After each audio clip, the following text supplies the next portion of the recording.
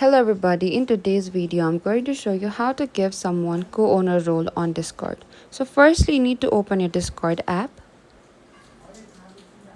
and from here what you need to do is you need to go to your server in the top. You can select any of the server, as I'm going to select this server in the top, and from here you need to go to the settings server.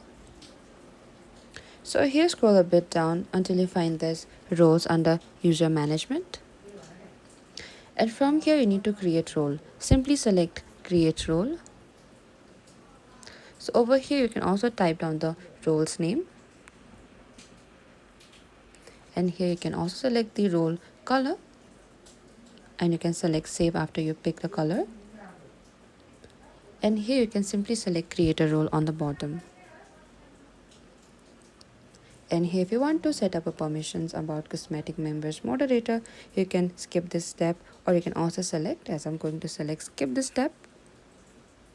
And here you can also search a member. You can add members, assign this role to your members, and select finish.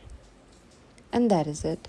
Thank you for watching this video. I hope this video was helpful.